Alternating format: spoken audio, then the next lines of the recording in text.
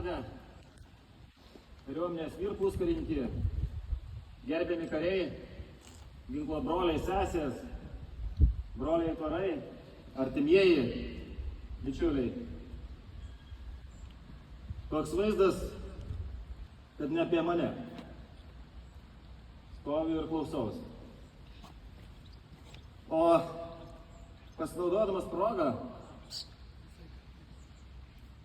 noriu pasakyti keletą dalykų. Viskas turi pradžią ir viskas turi pabaigą. Tai naudodamasis progą noriu padėkoti, visų pirma noriu padėkoti savo tėvams ir Dievui už suteiktą gyvybę, už perteiktas pamatinės vertybės, tokias kaip meilė ir pagarba žmogui, meilė ir pagarba tėvynei. Ačiū Jums. Taip pat noriu padėkoti specialių operacijų pajėgoms. Tai nepakartojama. Tenai aš gavau neįkainojamą patirtį kaip karys, kaip žmogus ir esu be galo dėkingas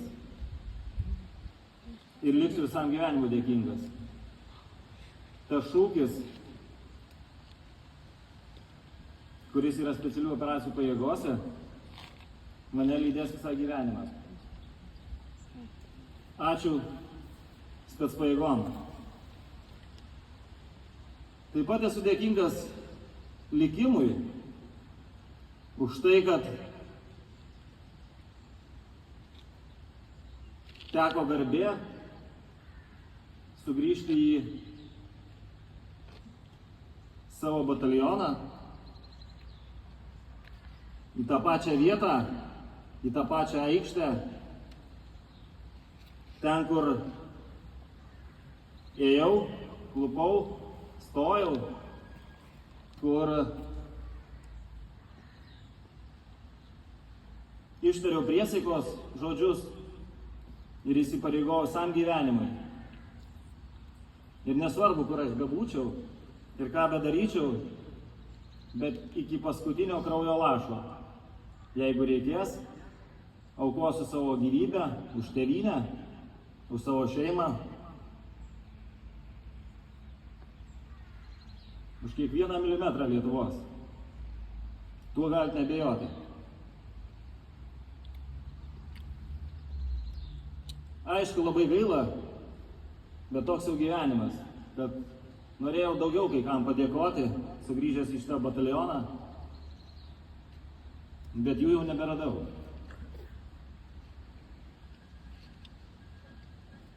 Praeitą savaitę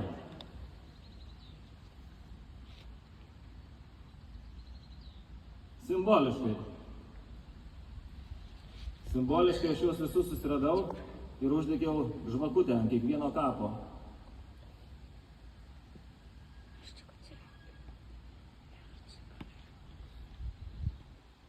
Ir iš viso širdies padėkoju Jums už tuos pirmus mano žingsnius kariuomenėje. Ačiū Jiems. Be jokios abejonės, pats didžiausias ačiū tai yra mano šeimai, žmonai Sigitai, sūnui Liutaurui, dukrai Rugilei ir sūnui Jonai. Esu be galo dėkingas, nes be jų būčiau niekas. Tikrai būčiau nepasiekęs to, ką pasiekiau ir kokį kelią nuėjau. Ypatingai noriu padėkoti žmonai Sigitai už tas bemiegės naktis ir tą rūpestį ir meilę, kai reikėdavo labiausia, kad būčiau šalia, bet manęs nebūdavo.